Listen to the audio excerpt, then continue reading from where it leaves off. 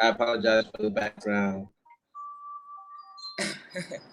It's all good. It's all good. So we are live. So let me see. This is my first time using this platform. So we're gonna see if For sure. we get some people over here. I'm You're gonna have toggling to in teach me how to. between being the little things or whatnot. But anyway, good My YouTube and afternoon. this.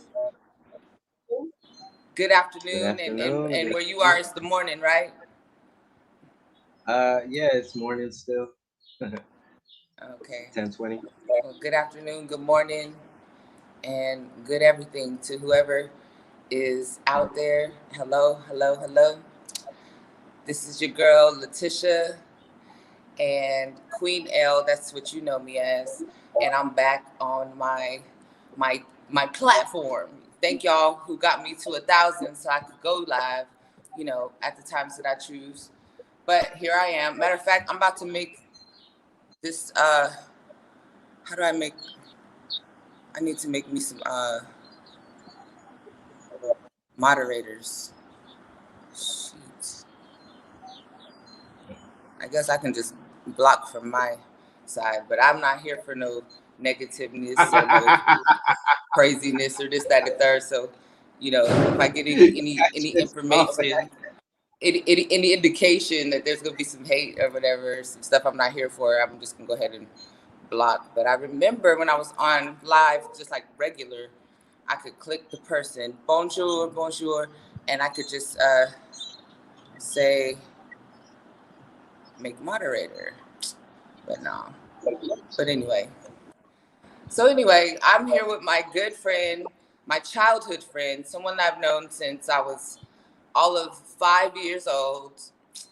My friend, good friend, Mickey Courtier. Say hi to the people. Hello, everybody. It's Mickey. Some of you know me as Mangani, but today I'm Mickey. Yes, today he's Mickey, but How he's y'all doing? Mangani. He's many names because he does many things.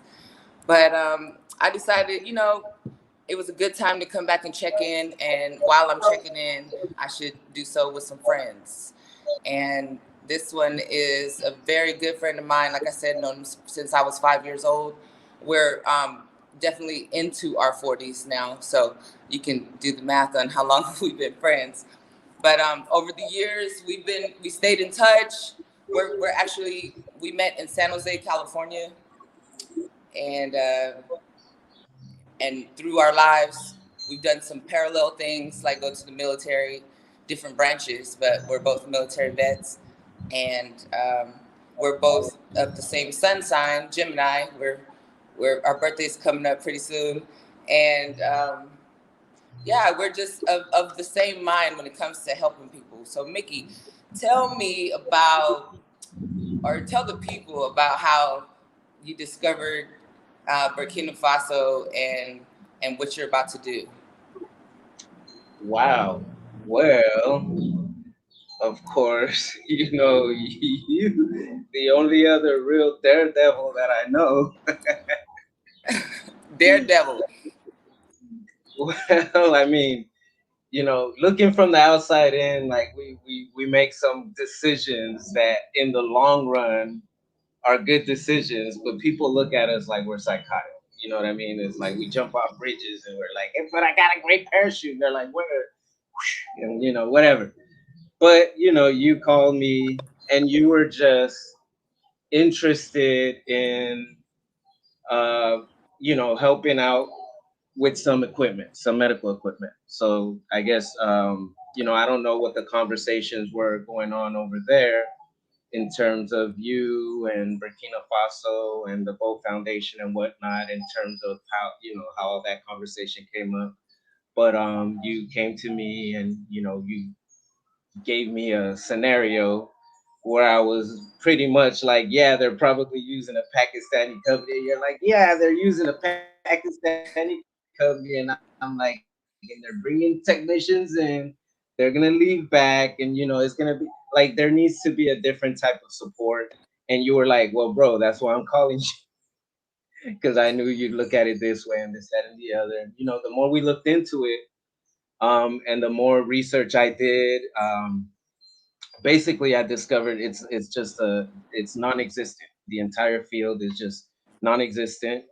Everybody's been throwing money at it from all sides, and it doesn't seem to stick.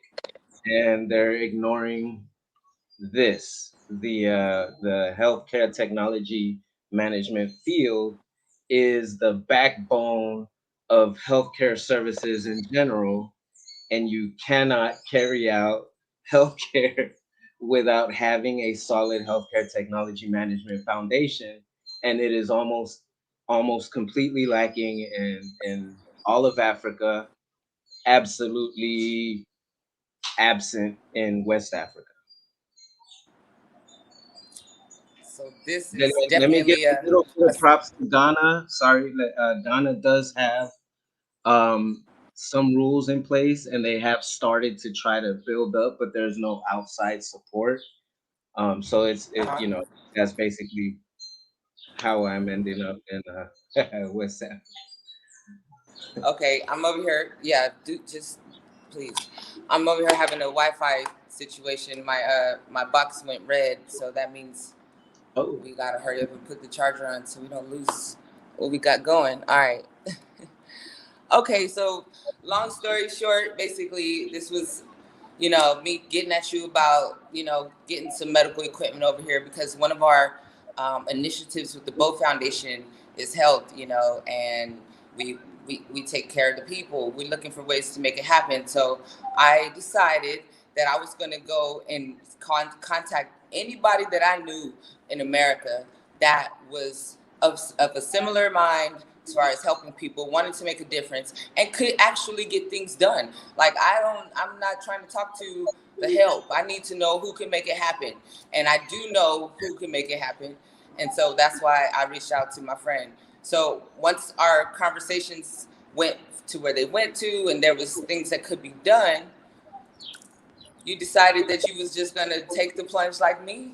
What was that kicker moment that you decided, besides knowing that we were able to put you in place and in touch with the right people to start that type of business here, what other, you know issue, or what other thing brought you to this level? you cut out for a second. What You cut other out for a things? second there. You said what are the issues, and then said something else. I said, I know that you have been put in touch with the right people to help make this type of business become a reality. But besides that, because that business could actually come out here and you didn't have to relocate here. You would probably be here for some time, but you could have came and set it up. And like, what made you want to come and be on the ground, like, for real, for real? It's like, okay, so you said, you wanted somebody that would hit the ground running, right? So when I started thinking about the situation, it's like it pushed me into Pan-Africanism that I didn't expect. And what I mean by that is that if I'm going there to establish this system, then I have to be able to create a foundation that is going to be solid on, right? And then I can't expect Europe to what's the word, to like enforce or maintain or keep up with these laws. I can't expect the United States to do it. So then I was like, well, there has to be somebody in Africa sitting there pounding on it. Right. My entire signals went away for a second. So, you know, yes, I could have went and done what I saw had been already being done, which is people will come, show support, drop some seeds, and then they don't tell you how to water the plants. So I'm not, I didn't want to do that. I wanted to, you know, help establish what I saw was absent. Everything that I saw was deficient. I felt was my responsibility if I wanted to accomplish this initial request, because we're not just equipment repairers. you know it's a matter of patient safety, efficiency, and just the like the highest level of healthcare that a system can deliver. It's ultimately the responsibility of healthcare tech. That's why they stopped calling us biomeds. they started calling it healthcare technology management because it's more of a it's more management than just, repairing for us. That's like that's an everyday job that we give to people that we train at the ready to go and do those types of repairs. But somebody like me, I write policies. I can be called in as an expert witness because your grandma died on a ventilator. You know what I mean?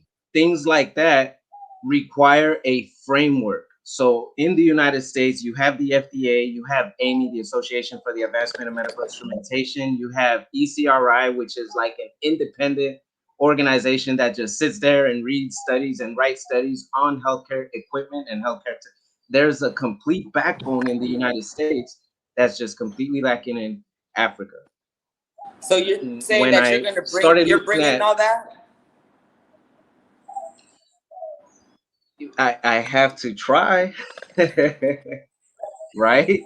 let's Yes. let's put it this way. I contacted Amy, right, the Association for the Advancement of and I'm telling them like, hey, I'm in Africa, this, that, and the other, and then I'm seeing the names of the people who are responding, and I'm like, hey, this is our responsibility, right?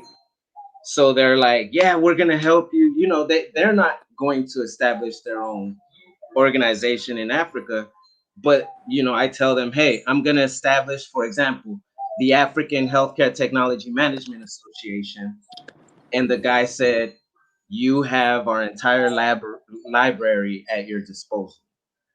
So all Wow. their regulations, all their standards, everything, he's basically giving me permission to use it as a basis for starting what we're gonna do in Africa, which is very, very, very important. Very important. So they're giving you IP. They're giving you intellectual property to be able to basically recreate the same system. In terms of the regulations right now, yes. But when you say intellectual property, that takes us into a completely different area that affects the entire African economy. So what I mean by that is you already know intellectual property in terms of like manufacturing. Either you're gonna have Africans invent X-rays out of nowhere, or somebody's gonna have to sell us their technology and allow us to manufacture their device Based on the off of, continent. right. And it doesn't even have to be, at that like manufacturing level. It could be even at the assembly level, like Ford, Toyota, and all. A bunch of automobile companies are doing in Ghana right now. They're doing all the manufacturing, or at least the assembly, in Africa for those vehicles, and it benefits everybody. So the company that's doing the selling, they're not having to ship all these, devices over. They're not having to ship their technicians over, but they're still winning. But you also give us that opportunity to be independent and create our own thing. And it gives you revenue, the revenue that you want, without the burden that you're putting on yourself by thinking that we need you. You know what I mean? True that. True that. Well, I'm excited that for one, our efforts are solution based. Like I said, with the Bow Foundation, we're looking for solutions. We're not looking just for people to come donate things to us. For instance, we're working on um, a benefit concert where we're going to be raising some money for a farm in Kaya. We have a school in Kaya. And instead of us, sending money, the school in Kaya is actually receiving people from the conflict in the north. And so we have some orphans and some women who's, or just some people who've lost some family members and had to Fulani? leave. And so we're Are they receiving them. Fulani? I'm not sure. I'm not sure of the tribe, but I'm just telling you that we're receiving them at our school. So we're raising some money to create a farm for them, to buy some land and to help themselves. Solution based, not just keep sending food to them, but if you add all those efforts up, that money could have turned into something that can be sustainable. So we're solution based. So I'm really happy that you're coming with these solutions for the healthcare industry. Even, you know, like, I want people to know, like, the foundation is our not-for-profit situation. We're dealing with 7 initiatives, but we have an entrepreneur and innovation initiative that takes young students, young women, and we help them get businesses. We also have businesses outside of the foundation, which are basically partners helping the foundation, and the foundation through our relationships of bringing people like Mickey to help with all of the other industries. And so I really appreciate knowing that even, you know, you have the wherewithal and the guts, like you said, we just jump off the bridge and we finna make it happen type energy. So I appreciate that, because that's what it's going to take. It's going to take people who can bring some knowledge, some understanding of the West, and, you know, make and apply it to our people, and start to, you know, come back home. Shoot, you know, because that's how I feel. I'm back in Burkina now. I came back to Burkina yesterday, and because I'm going to go speak at 6 or 7 schools, doing a program called My Sister's Keeper. And My Sister's Keeper is basically, you know, women's health and beauty secrets, head to toe, everything that I do. You know what I'm saying? Because I believe each one teach one.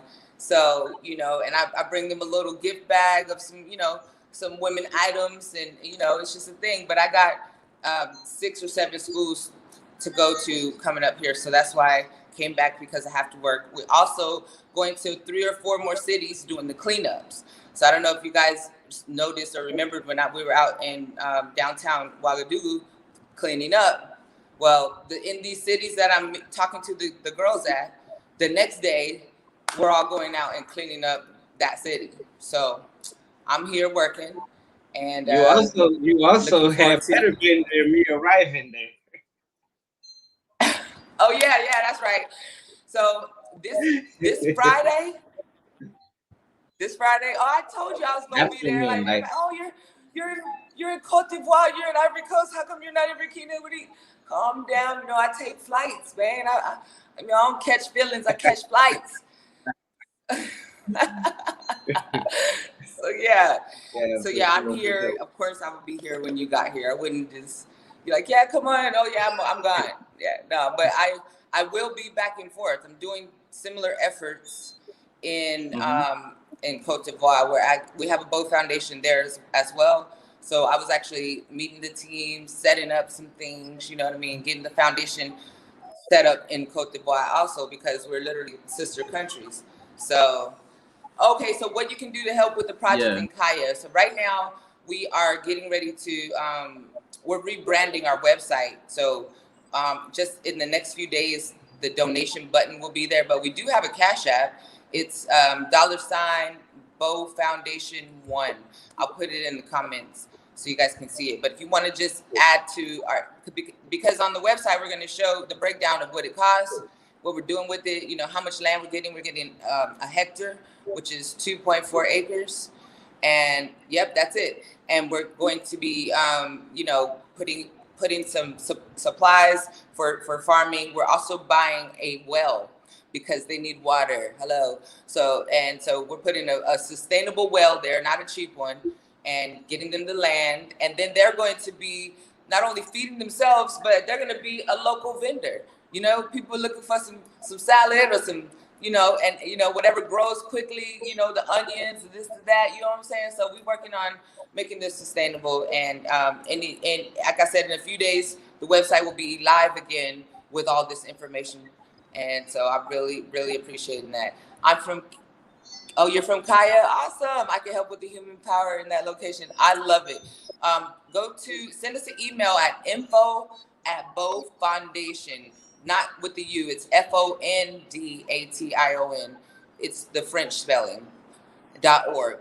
info@bowfoundation.org. Please send us an email there so we can hook up. Thank you, St. James. So yeah, so Friday. Whoa, where you go? Need to press a button and come back. Hello, everybody. I guess I got the floor. Yeah, if you're a business person, you're gonna need the Bow Foundation too, because like I need shipping and all that stuff, and there's all kinds of foundational stuff within the country as well that an entrepreneur needs to be able to somehow help out with. Like, for example, let's say there wasn't a road built that I needed specifically for my business, it would behoove me to somehow help get that road built, right? I hope she's coming back.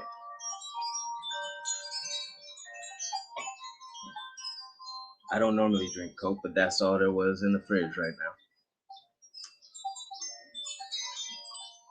I'll read questions from the chat.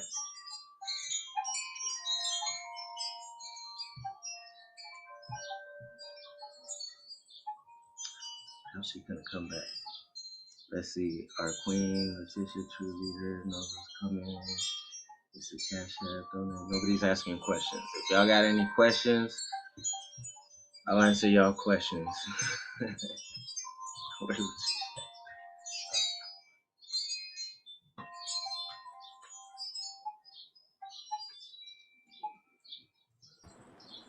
She's coming back, yo. I guess I ain't Sorry, y'all. West Africa Wi-Fi. West Africa Wi-Fi.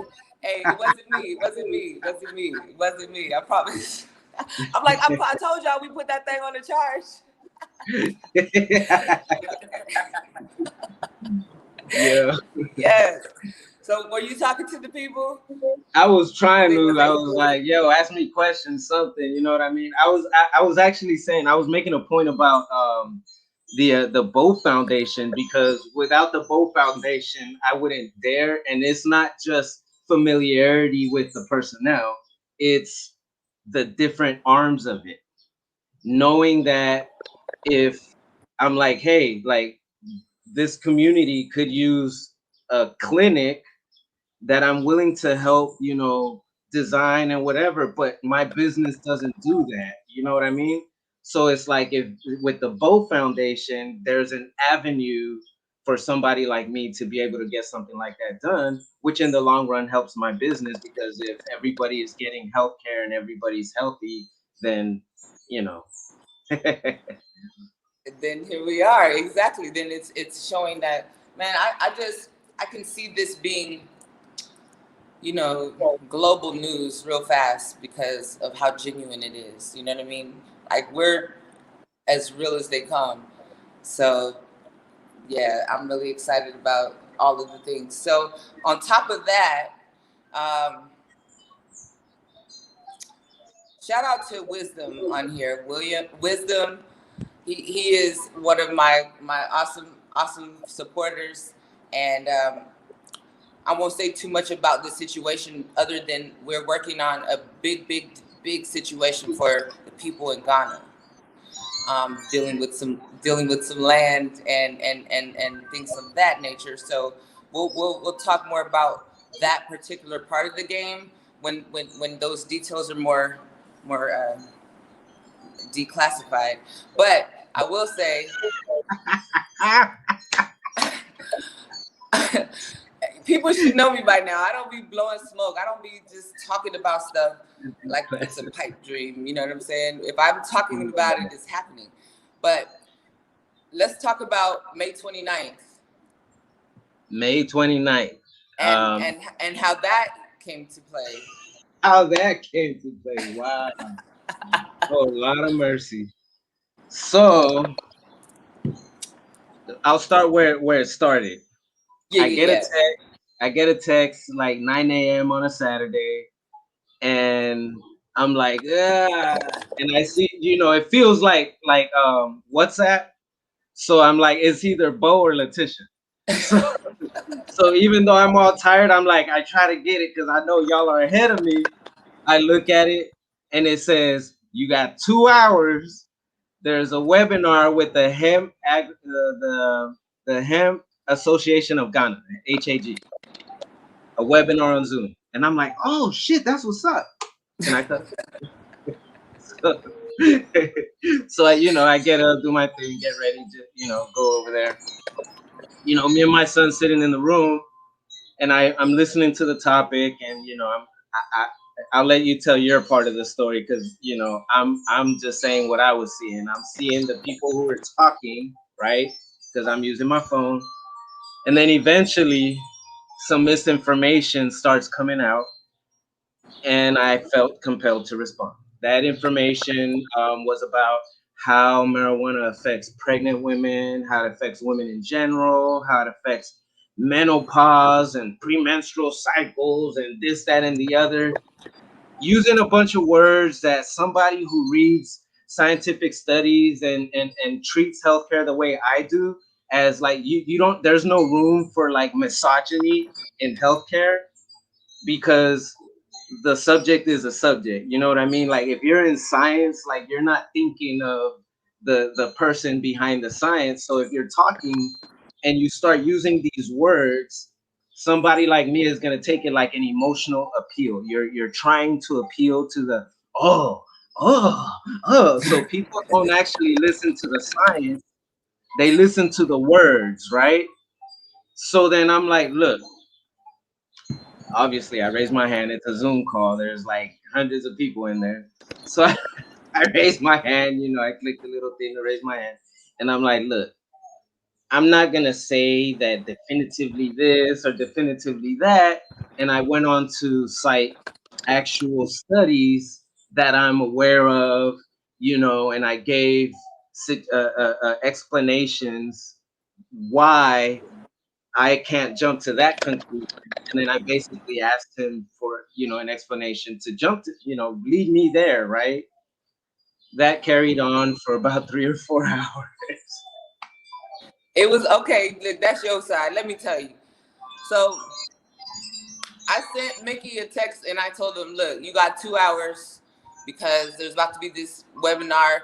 Ghana is in the process of legalizing hemp, and so we should figure out what's going on. So that's my mindset. I'm particularly interested because, like I told you, I have some interest in Ghana, and so in the land. So there's reasons why I want to know. So I'm on the call on mute and no face. Like until you start talking about what I want to hear, I'll jump in. But there's no need for me to talk until, like Mickey said, he raised his hand, and then his knowledge of cannabis in general, extracting and the chemistry behind it is stellar and top notch. So everybody in there who thought that they knew a lot were enthralled, and then they kept it on this super, I mean, they almost kept asking questions as if Mickey was a doctor, and people were getting on that level of the conversation. We were a bit, we were primarily talking about the legalization of cannabis and what we're going to be able to be doing. Well, actually, hemp, excuse me, because not cannabis yet. And we were looking at, tomato. And we're looking at, where they were in the process. We're also looking at, some of the types of industries that were created outside of it. That's really what the conversation started to be in the beginning. But then when Mickey started to be Mickey, then it just went there. So anyway, the guy that was talking about, it causes this in pregnancy and it causes that in breastfeeding and periods and all those things. I wasn't going to jump on the stage, but I did get in the chat because I'm a mother, as you all know. My second daughter, she was born at home. I had her with a midwife, and the only way that I could eat was to consume cannabis. I was very nauseous and all these different things, and so I had to do what I had to do to be where I needed to be. I had her completely naturally at home, and when she was 8 years old, she got tested. She's in the top IQ, she's mental level, and so it did nothing. It did not affect her. So I was basically, counteracting this man's conversation in the chat. while Mickey was doing it. And let me just say, this is very, very, very important, because in terms of maternal health, there's a lot of deficiencies going on, and the endocannabinoid system is what provides homeostasis.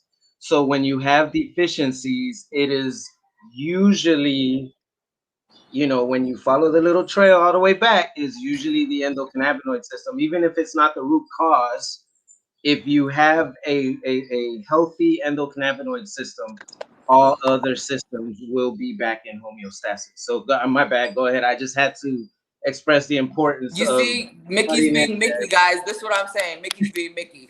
We went to school together. We were in what we call GATES. GATE is Gifted and Talented Education. So we went to school with the same 26 people for like literally the same 26 people for 4 years. 4 years. And in the same class, the same environment, with the same 26 people. We're 2 of them. So you can just imagine what was going on in our formative years. So Mickey has always been Mickey, okay? And I can attest to that. He's going to, if you're not telling the truth, if your system is off, he's going to let you know. So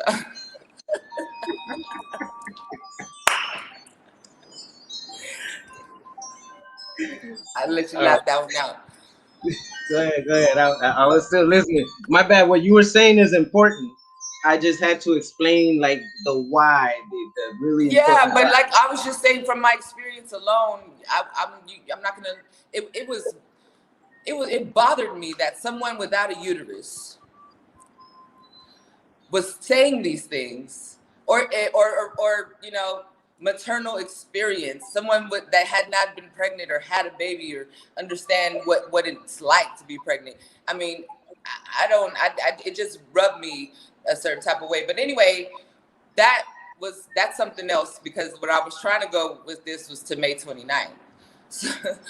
But May because 29th. that went on for 4 hours of them questioning Mickey's medical integrity, and what he understood about chemistry and cannabinoids and, you know, terpenes.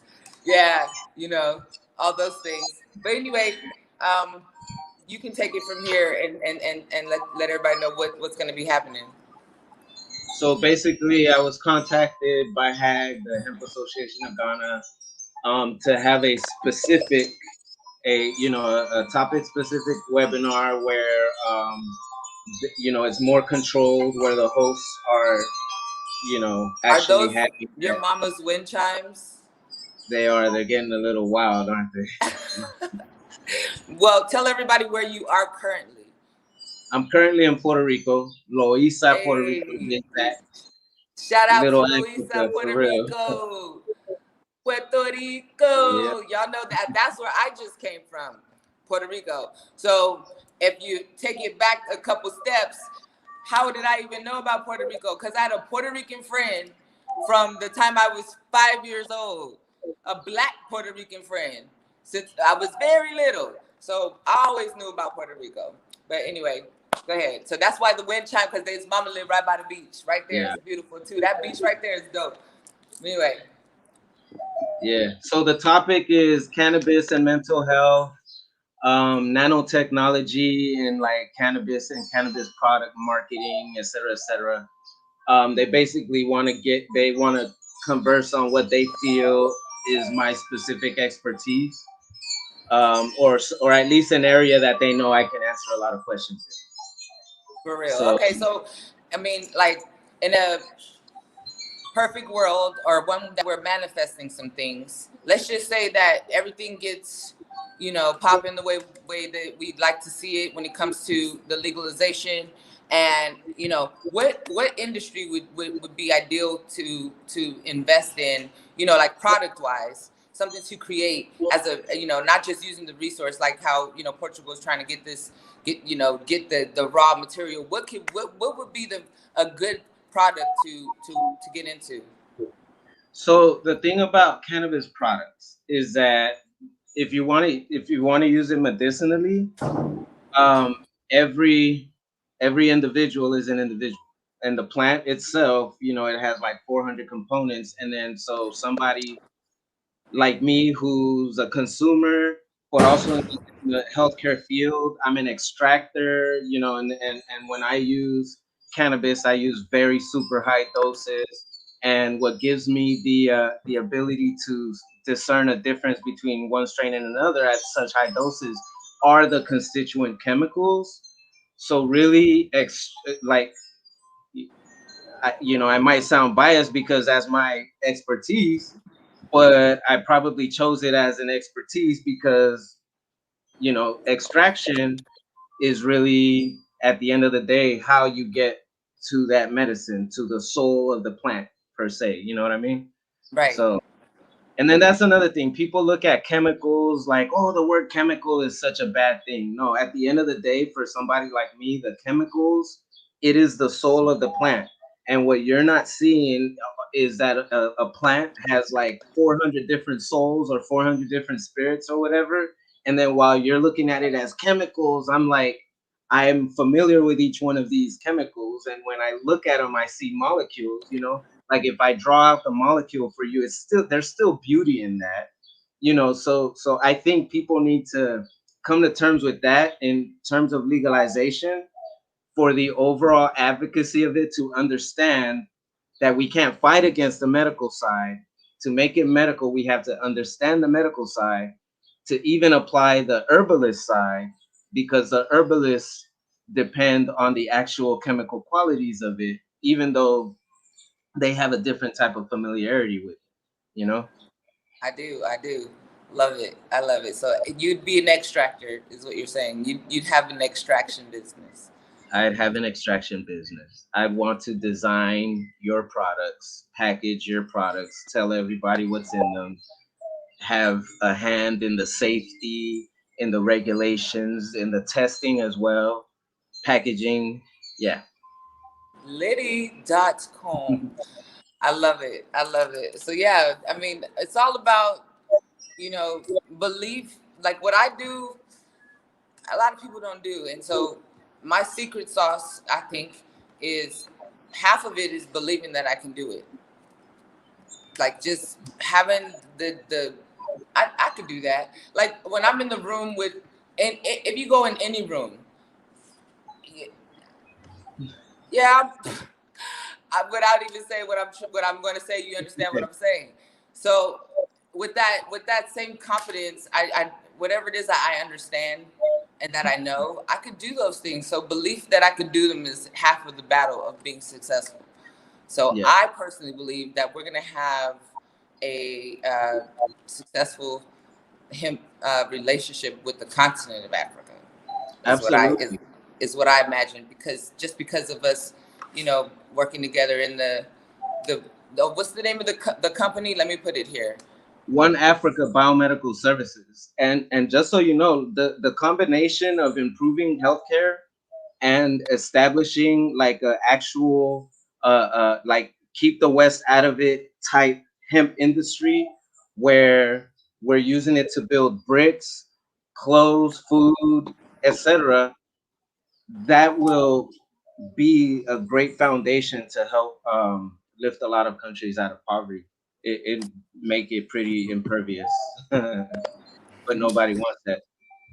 Not Hey, well, nobody, but I think that it just has to be articulated properly, and you can get anything across. You know what I mean? Like the word chemical, words are attached to feelings to people, and so exactly. so they have feelings behind the words, but we help them divorce those feelings by Mhm.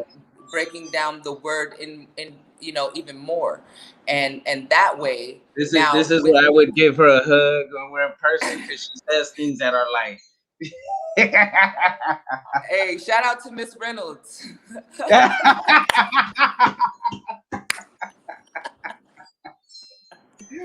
minions. She created minions, yeah.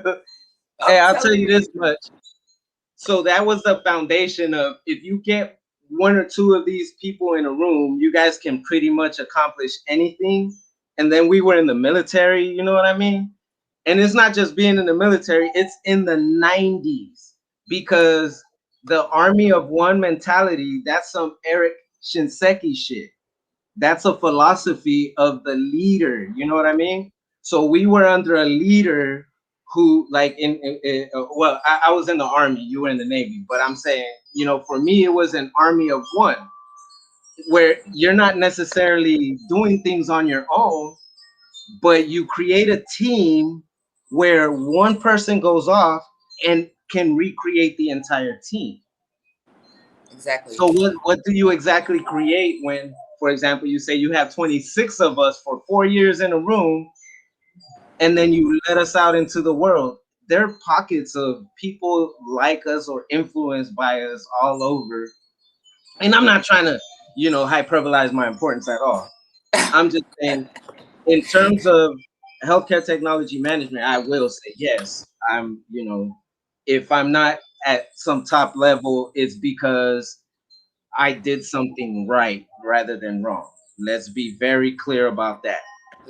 Those are the things I'd like to look at it like, for instance, at one point I considered myself a life coach. Um, but for a client who wanted to see the John Smith University uh, paper that I graduated from some course that made me a life coach, I was like, nah, I'm not your life coach, because you're looking for somebody to blame for your bullshit. You know what I'm saying? Like, no school could tell me that I couldn't coach life in something that I've experienced in, especially the people who would be my clients, what I would be coaching them on. I've been successful in many areas of my life when it comes to just taking care of my family, having a roof over my head, and progressing in life. So there's some things that I probably know, right? So yeah, I'm rebellious in that status quo type of, accolade. You know what I mean? I'm cool with them, but there's some things that only experience can give you. Like Right. even being a realtor, got my real estate license in 2005. I didn't know shit about real estate when I got my license. It's like I just have a license, similar to when you have a driver's license. You know the basics. You have some road hours experience, but you're not a driver just because you got a license. You know what I mean? Yeah. You get you some experience, and then you could talk. You know what I mean? So that's where I would say that you are. As far I've known you so long, and you're humble in the most humble way. Like you don't put yourself in that. You don't see yourself how I see you.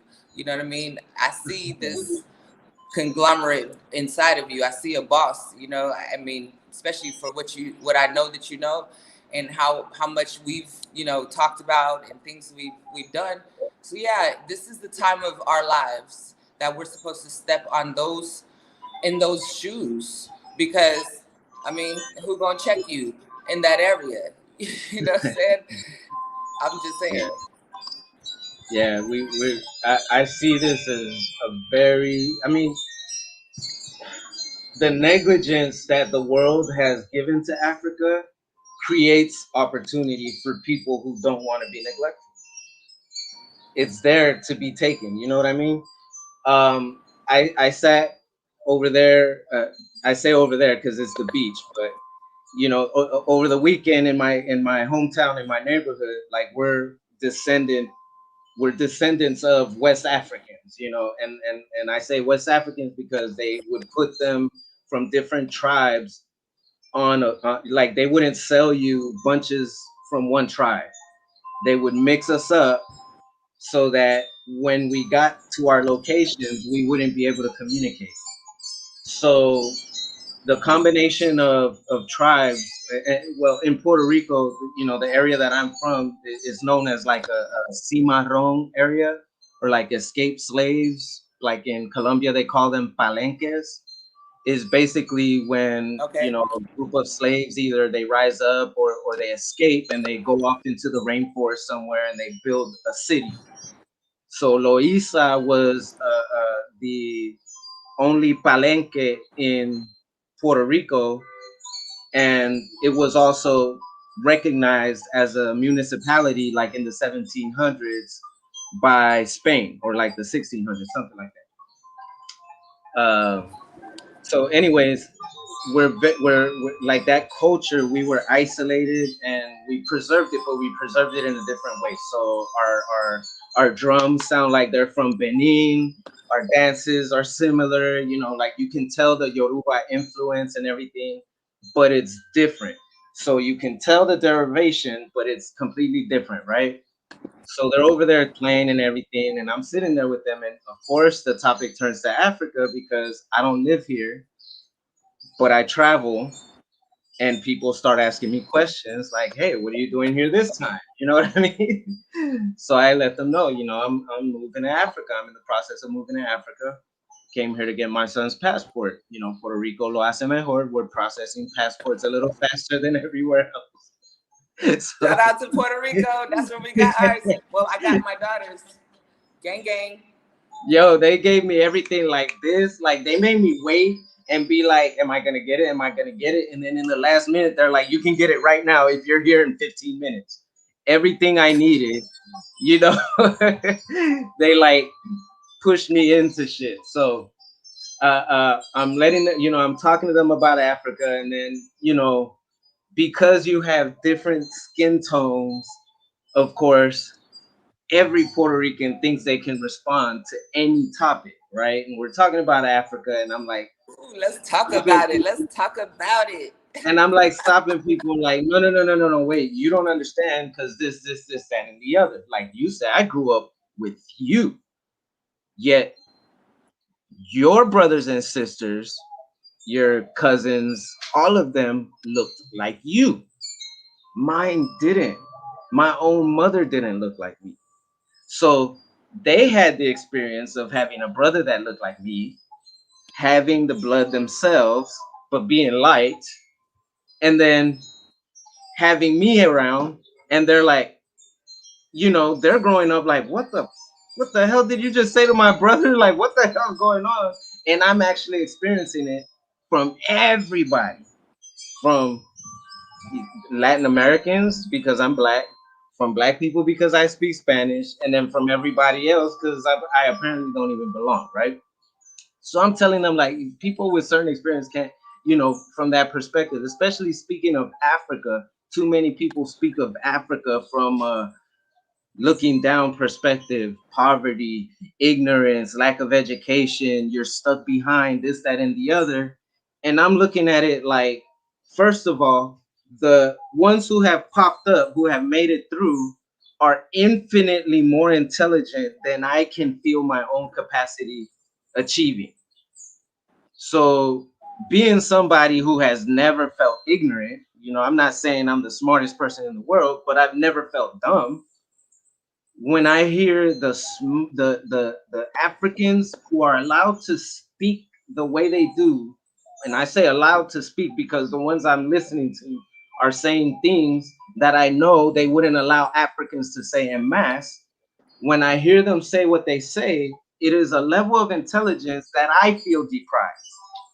I feel like where have I been that I haven't been able to get this level of fucking education? I'm American. I've been in Gate, and you look up videos of Africans debating in 1957, high school students, 15, 16 They years were old. killing it. I didn't speak like that at that age, yet I was afforded a world class education. And you're telling me they're ignorant, they're poor, they this, but yet the few that get these opportunities are just freaking exceptional. There's something else going on. So I'm not approaching Africa as I have something to take you. I do have something to take you in terms of something that they willfully held from you. I'm not going there to give you Right. something that you can't, figure out if I go look. If I give you the chips, you're gonna figure it out. Trust me. I've been other places and I'm speaking, and when I look at what they're understanding, checking, because I check people's notes. If I see you, I want to make sure you're actually learning what I'm conveying here, right? you know, I was in Ecuador explaining ventilators, three technicians, and when I look at their papers, they weren't writing what I was saying. they had drawn a patient with the lungs, everything that I explained to them verbally, they drew it out how I would have imagined it myself. So I've been in situations where the people who normally help have this presumption, and then I show up and I'm like, whoa, whoa, whoa, whoa, whoa, whoa. First of all, these people are smart as hell. You know what I'm saying? And anything they're ignorant to is easy as hell to be like, look, bro. And then they're smarter. That's a weapon of entrepreneurship for me as I'm looking at it like, hey, I'll get a good footing. I have, I'll be there at the bottom floor of almost every freaking industry in, like in the industrial, when we look at the industrial revolution in Europe and in the United States, we're at the ground floor in Africa. The difference is it's 2021 already, and we have access to technology and information that those those people didn't have. Europe and the United States didn't have a previous civilization, or people actually trained and with Right. that education. Africa has been held back, and we're going over there to cut little tiny little straps that are gonna unravel so much shit that people are gonna see how self-sustainable Africa is. And if you're looking at Africa as I'm gonna go help those poor people, you a poor motherfucker. Or you're somebody with money who's like about that selfish altruism. You like to feel good about yourself. Nah, if you really know what Africa is, you'll look at Africa as, oh shit, I need to go get in on the bottom floor. Oh shit, Bow Foundation. This is an entire, or this is a bunch of Africans who see what we see, and they're like, here's the garage. Come park your cars. So I'm just coming to park my car in one of the garages that Bo left for me. You know what I mean? Hmm. And I'm doing it with that approach. I think I like to familiarize myself with where I'm going, what I'm going to do, who am I dealing with, especially my community. I'm hearing you saying there's going to be 8 Americans in Burkina by the end of the year. I'm hearing, Donna say there's like over 200 expats over there, this, that, and the other. And then I see a bunch of people speaking on it, and I hear them talk about themselves. I hear them talk about problems in the United States. And I'm like, but what's going on in Africa? I need to know. So trying to find out what's going on in Africa has made me feel deprived, a little late, but I know I'm on time. You know what I mean? I know Right. I'm on Right. time, but while I'm being looked at as crazy, or like, for doing something like this, or you might say brave or whatever, this is serendipitous to me. There's a That part. door, and I look up and it says my name on it, and I'm like, okay, next. I'll walk right in. It has my name on it. I think this is That's gonna go. it is. It's gonna go well, I think. All of that. I agree. And I mean, that's why I'm here. I'll be opening up my store fairly soon, also. So you'll be here for that. My store that I had in Puerto Rico, I shipped it and finally, got my stuff. Now You I'm got here. male gear. Say what? You got guys gear there. Guys gear? Nah, not yet. Not yet. I will throw some in there. I mean, it was a female boutique in Puerto You're Rico. right. You're right. You're right. You're right. You know what I'm saying? I was so, but yeah, I did have a couple of shirts in there. But I think I got a world's best dad shirt. I'll give you, so if you can wear it because you're bringing your son. And how old is he? 16. 16. Coming Yep. to Africa. On this adventure with dad, just like my daughters are on their adventure with me. And so, I think that you're doing a wonderful thing for your legacy by showing him another part of the world while he's still under your care, because you know my parents, my dad was the first one to show me, you know, like getting stamps in your passport, traveling the world, going to Cozumel to go deep sea scuba diving for some alimony and shit. He would just do things like that and told me, you got to be a world traveler also. You have to be, didn't show me all of the world, but put me on the path. And all we're supposed to do as parents is to take that to the next level, because they're our grandkids' parents. You know what I mean? So it's like, listen, you're gonna know all of this right here, okay? Because I mean, literally, after you reproduce, you're expendable, you know, in nature's terms. You've already given out your DNA, you know what I'm saying? You're out there. You're done. So while you're still here, you Better know, do what you can.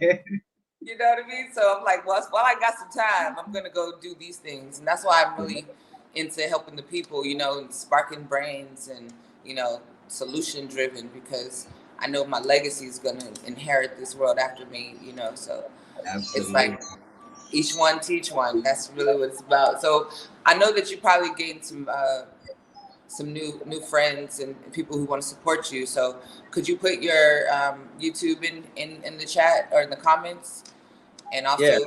where people I'll can actually find you? respond from the page. Oh, okay, cool. Yeah, so stay tuned, because you'll see a lot more. Mickey will be in Burkina Faso this Friday. I will be there to greet you at the airport, Absolutely. like I did in Puerto Rico a couple years Yeah. ago. Everybody remembers. I have a friend over here who he asked me, and then when I said, you know, with a, he was like, but who's over there? Is it somebody you know? And I go, bro, it's somebody I've known all my life.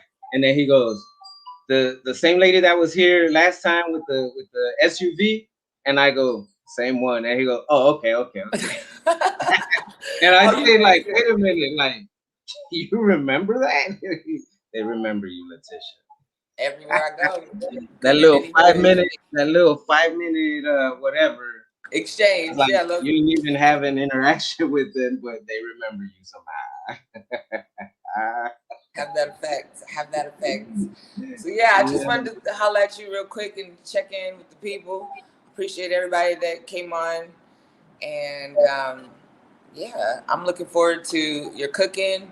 Looking forward to, you know, the laughs and the, you know, just having another person here in Burkina Faso that I know very well, grew up with. You know what I mean? It's gonna be dope. In West Africa, because we finna go to, you know, I'm already in Cote d'Ivoire, so I've already got that You know, together. I may have to go to Ghana.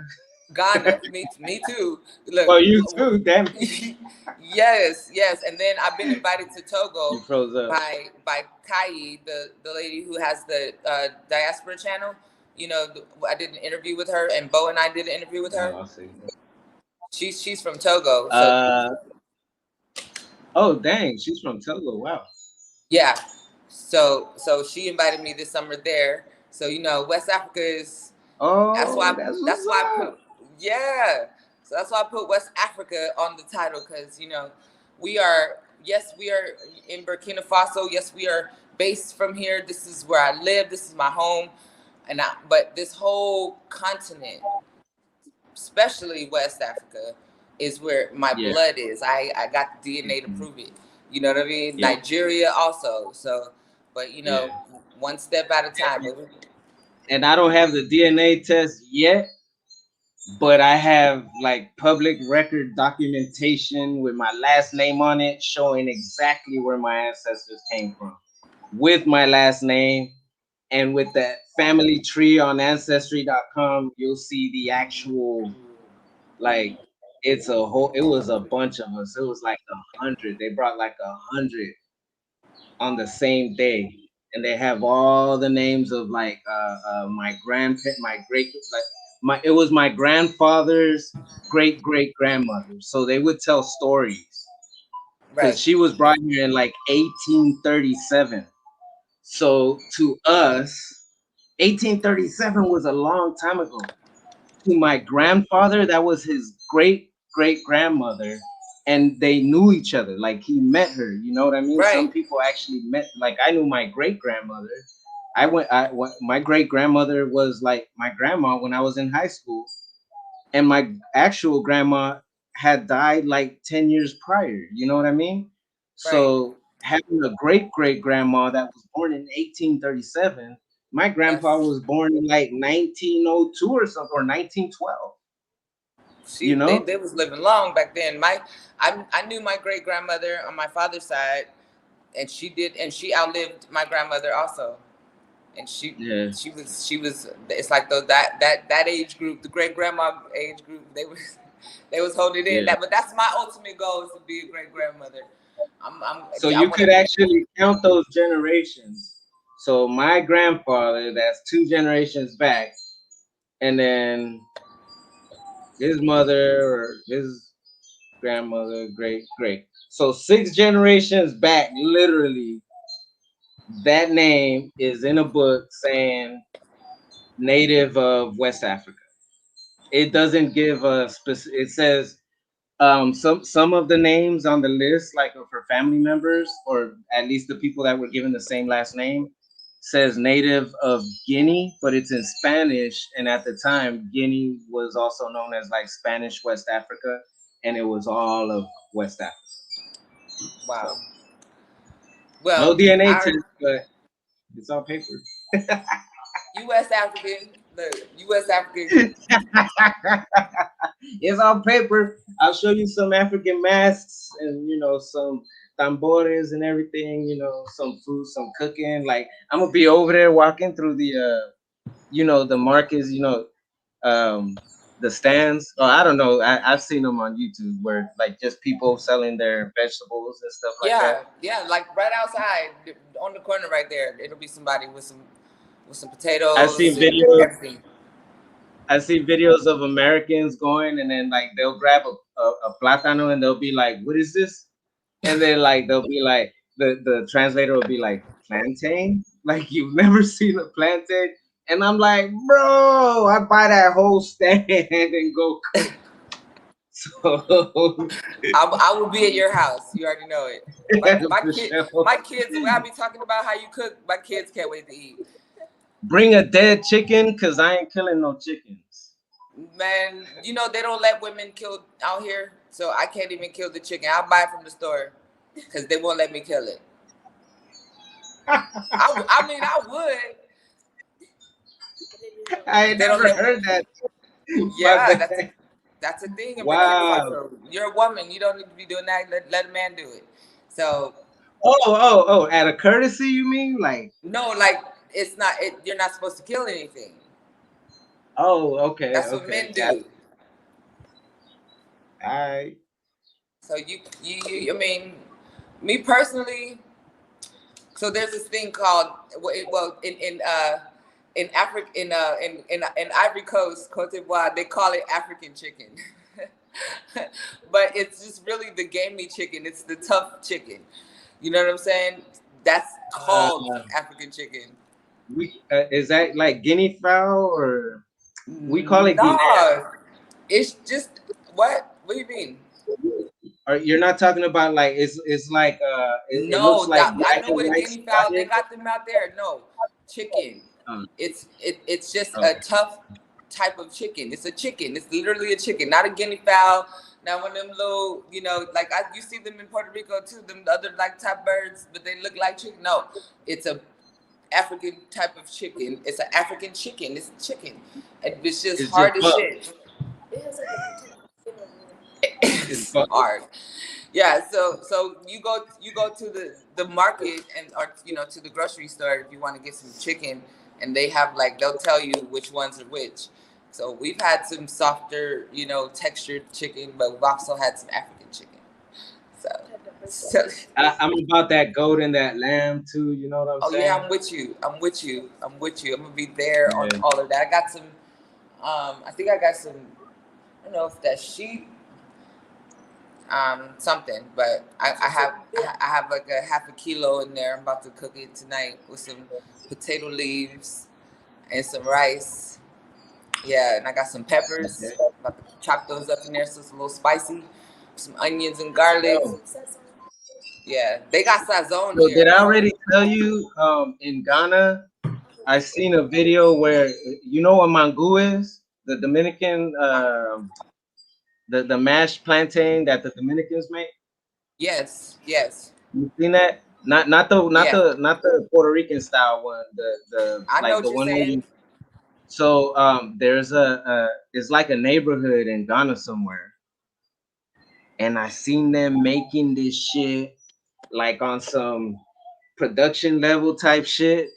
But then when they give you the plate, they sell it there. They sell it Yes. there.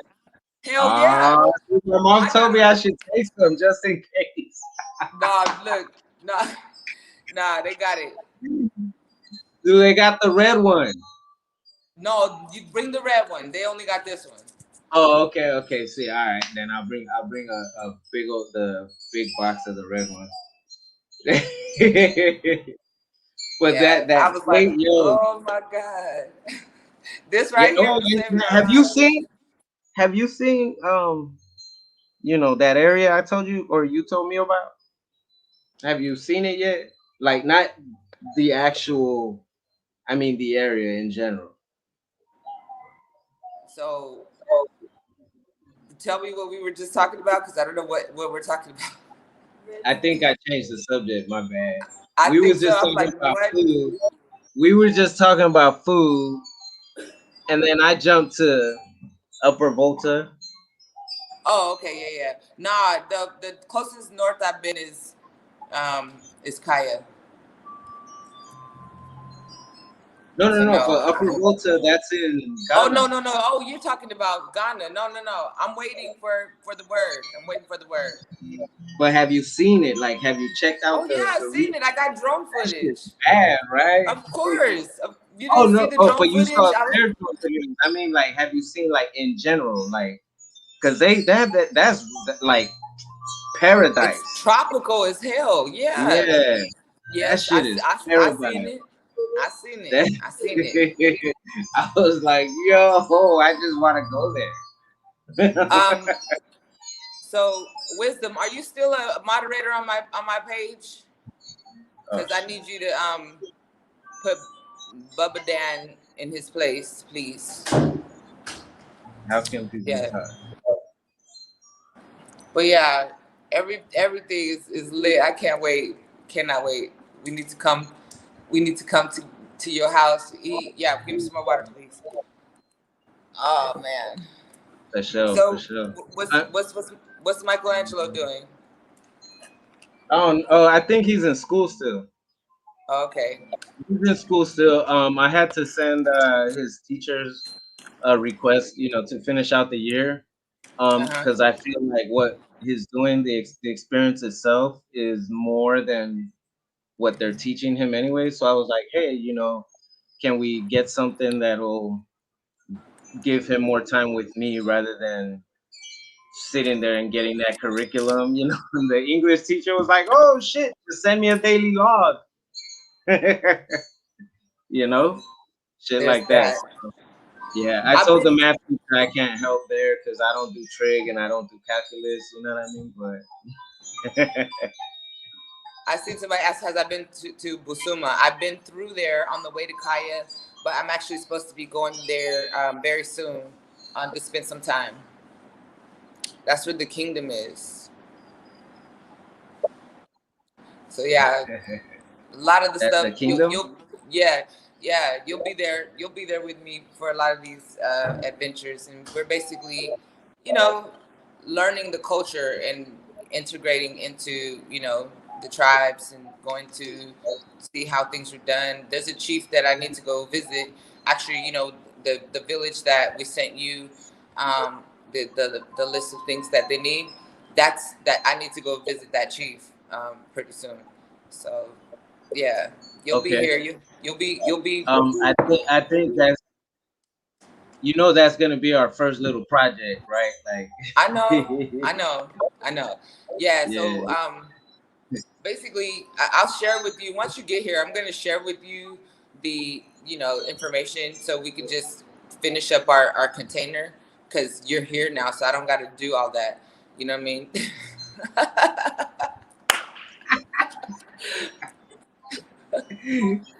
Like, ask Mickey. Hey, hey, but Um, the staff will be there. I You mean, say ask Mickey, that just means ask the company. That don't mean ask Mickey directly. I'm gonna say go to One Biomedical, You One can, you Africa, can, you One. can, I but can ask. I can ask. What's going on with this? Yeah, no, but for sure, yeah. One Africa Biomedical, yeah, One Africa Biomedical Services, and we want to make sure that everybody knows it's not just one country. We're setting it up to where Yep, the whole Africa can have our services. You know what I'm saying? yep, So very important. that's what's popping. That's what's popping. All right, does anybody have any questions before I end this live? Because it's been over an hour. I've been drinking water. You got your Puerto Rican flag shirt on? Hell yeah, See you. I the see you. this is the PRBLM flag, man. Oh yeah. They Yeah. still out there wilding. Did Ricky break his Nah, silence? it's just popular. You know what I mean? No, Like no. I'm just talking about politics. I said did Ricky break his silence? You know, the governor that they Ricky ain't survive. Ricky ain't survive all that. No, They, I'm saying there was on Twitter. They're like he's gonna break his silence, like about what happened. I know he didn't oh, survive. They put his ass out. oh, I don't know. Like I haven't. Like I stopped paying attention to those types of politics when it's not gonna change. There's stuff that's never gonna change. You know what I mean? Yeah. Like they just voted for the political status, and I'm Right. like, so what? What do you? Half the people voted, and Right. half of those people want statehood, and I'm like, why? So What? they're Like, 25% of the island is deciding for everybody. right? Got it. But they can't decide for Congress. So what are you saying? What's the point? Congress ain't gonna do that. You know what I mean? I But do. I do. I do. you know, I do. I'm getting kind of. Yeah, it is about the culture. You know what I mean? Like, you know, we got to be a little Pan Africanist in our mentality if we want sustainability as people of color. I believe until Right. somebody shows me otherwise, how putting your steaks in somebody else's basket is actually sustainable for your own people. You know, and we might, Exactly. you We know, got a some people. question. Oh, we got a question. Yeah. Are you guys going to invest on poultry farming? Well, me personally, I would invest. I would basically put up. First of all, you can get a chicken for like $2. So I would put up enough money to get like 50 to 100 chickens for a village near some land that I have, and let them work it. Me personally, I wouldn't do it. It's just not an. It's just other things that I have, that are would be taking my time. But I would definitely invest in it to sustain some people for sure. Yeah.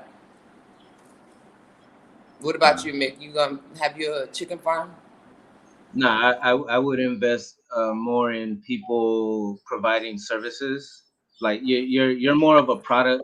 You know what I mean? Like people making products and stuff. Me, I'm more like I would probably help the lady down the street set up a chicken stand where she sells roasted chicken or something like that.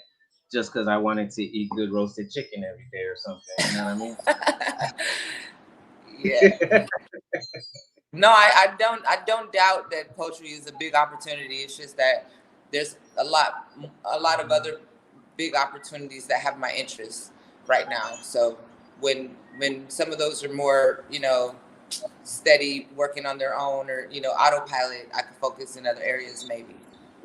Yeah, rather than poultry farming, I'll give you an example of something that interests me a lot more than poultry farming is ending illegal mining, ending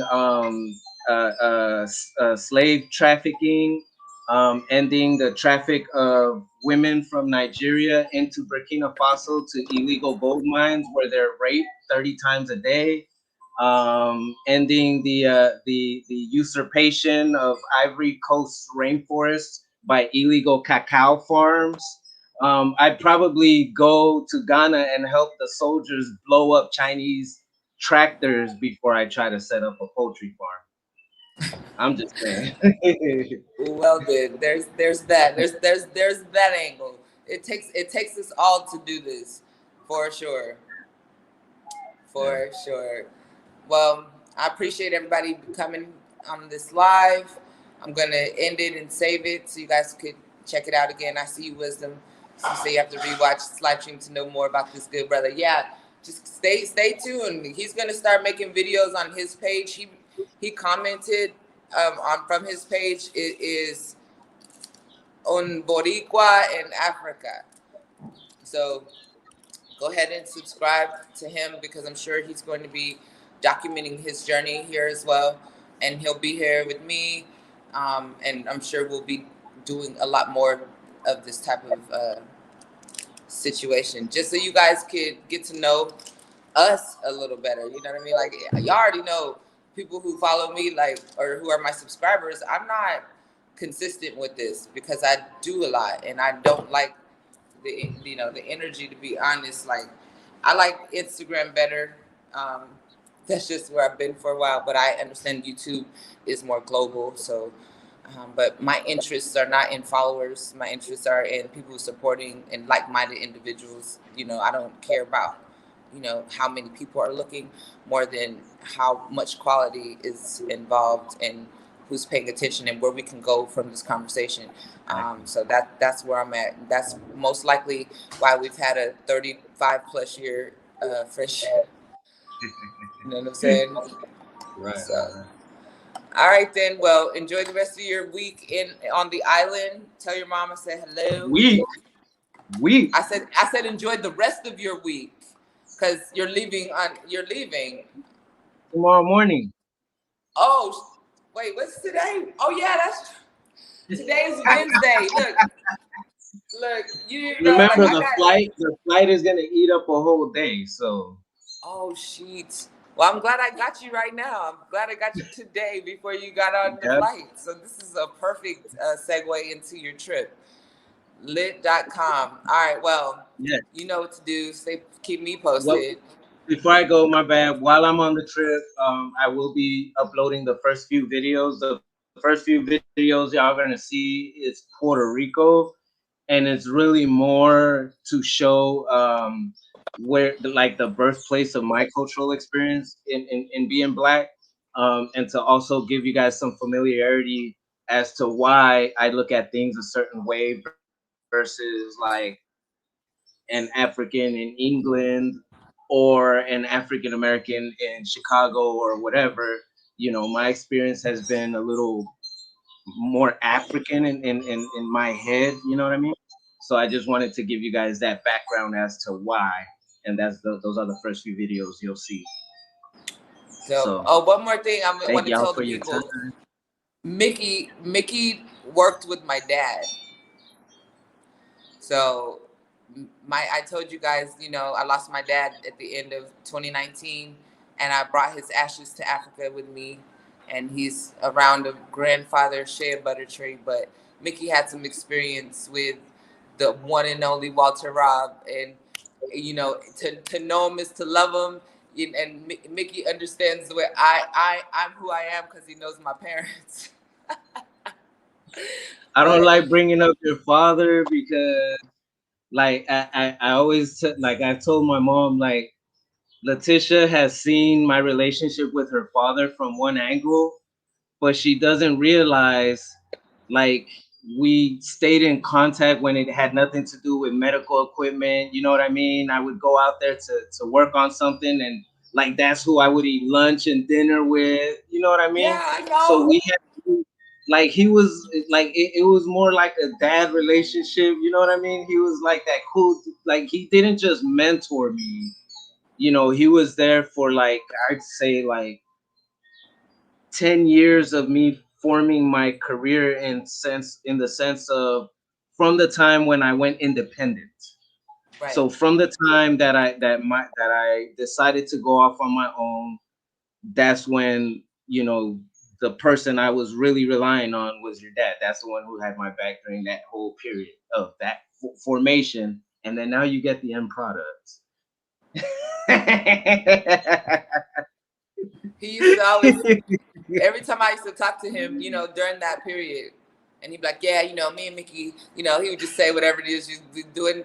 And then he'd be like, that's a good looking boy. That's a good looking boy. He used to always call you a good looking boy. Dads do that, man. Dads do that. Dads do that. But he used to tell me about y'all's, hanging out and just, I knew you guys had a cool relationship independent of me. So that's lit. He would take us playing golf. He took my nephew, to play golf with us one time. So, just And I'm sure he was trying to like show you his latest smoked meats or, brought you a tri-tip or something. He would send them to me. My daddy, that's where I learned how to hustle from. He's the #1 hustler. He was gonna figure it out. He would mail me that shit like out the blue, and then he'll call me like freeze dried.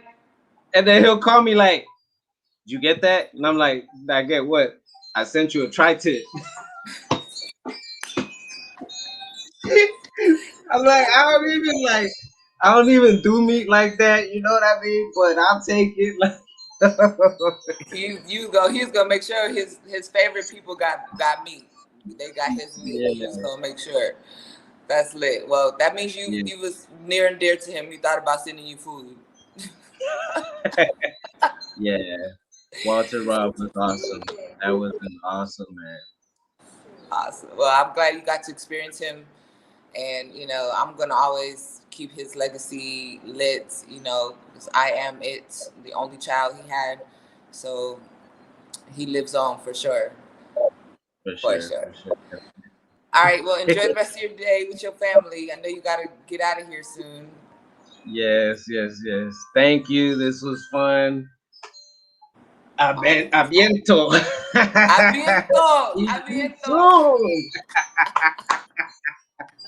For real, when Bo texted me that the other day, I was like, for real. For real this time. Aviento. We. But look, me and you, we might have to talk in Spanish sometimes, just so you can keep me up to date. Because, Gotcha. I want to stay a trilingual shouty. You know what I'm saying? For sure. But anyway, take care, and I'm looking forward to seeing you. I'll be there at the airport. All right. You have a good evening, I guess, right? Yeah, it's 3:43. Yeah. So. And everybody watching, thank you for watching. Appreciate it. Add me. Appreciate y'all. Thank you. All right. Peace. Get out of this.